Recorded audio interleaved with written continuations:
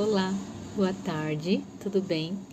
Hoje nós estamos em 1 João, capítulo 5. Estamos finalizando esse livro de 1 João e eu quero deixar aqui um pouco dos meus comentários, um pouco do que o Espírito Santo falou comigo, tá?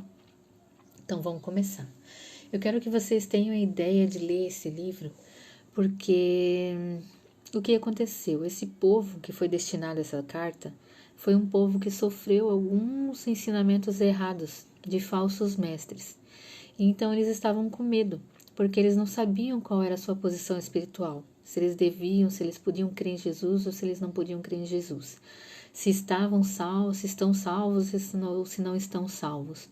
Então, João faz questão de enfatizar a divindade de Jesus nessa carta e afirmar que sim, que eles estavam salvos por crer em Jesus, né? Então, vamos lá. Então, todo aquele que crê que Jesus é o Cristo é nascido de Deus.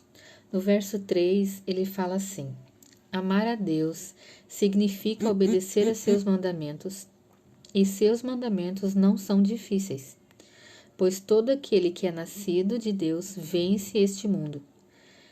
E obtemos essa vitória pela fé. Então, olha só, né? Vejam que no 4, ele fala, e ele está declarando, ele está afirmando que todo aquele que é nascido de Deus vence este mundo. Não quer dizer que pode ser que vença esse mundo.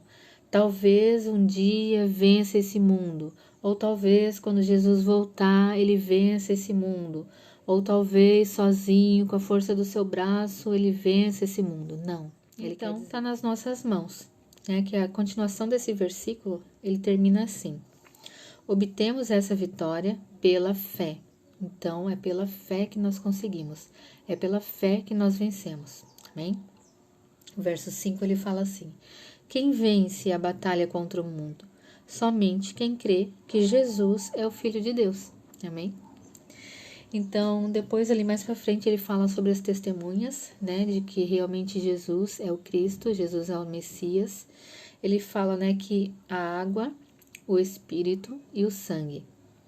A água, provavelmente por causa do batismo de Jesus. O sangue, porque Jesus ele derramou até a última gota do sangue dele por nós, para perdão dos nossos pecados e para pagamento dos nossos pecados. E pelo Espírito, porque o Espírito revelou que Jesus viria, que ele revelou para João Batista a identidade de Cristo, revelou também para os apóstolos, né, que ele era Deus, e mas também ele habita em cada um de nós, né, por meio do Espírito Santo.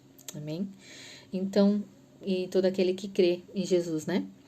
Então, lá no verso 10, ele fala assim, que eu separei para vocês: quem não crê nisso, na realidade, chama Deus de mentiroso, porque não crê no testemunho de Deus acerca de seu Filho.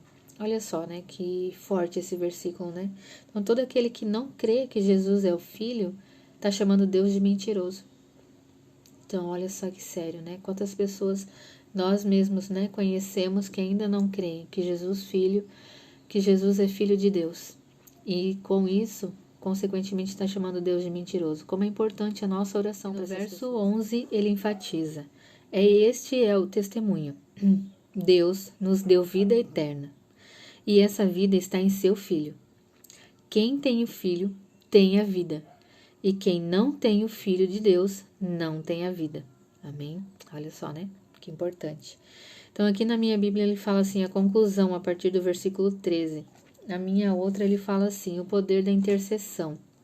E eu achei muito interessante, porque fala assim, né? No verso 14. Estamos certos de que ele nos ouve sempre que lhe pedimos algo conforme a sua vontade. Por que conforme a sua vontade? Porque a vontade de Deus ela é boa, ela é agradável e ela é perfeita. Às vezes a nossa vontade pode ser boa no momento, mas mais para frente vai trazer consequências horríveis, talvez para nós, talvez para quem está próximo de nós.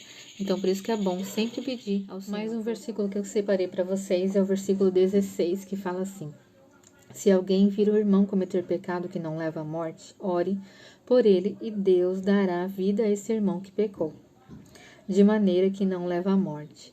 nós sabemos que o salário do pecado é a morte. Então, existem algumas pessoas que elas precisam sim da nossa oração, e existem algumas pessoas que elas querem continuar, que elas não querem sair daquela vida, que elas querem continuar naquela vida de pecado, aquela vida de consequências, de iniquidades. E essas pessoas a gente deve entregar elas ao Senhor e falar, falar para o Senhor: Senhor, nós oramos, Senhor, eu oro, Senhor, eu te entrego, agora é contigo, Pai, faz a tua obra, porque não depende do nosso braço. Às vezes a gente pode ficar um pouco entristecido, cansa sim, eu sei, mas a gente precisa lembrar que não é com a força do nosso braço, é pelo Espírito Santo. Pelo Espírito Santo de Deus. Então não vai depender, não é do que nós falamos, não é do que nós oramos ou do que nós fazemos, mas é pelo agir do Espírito Santo.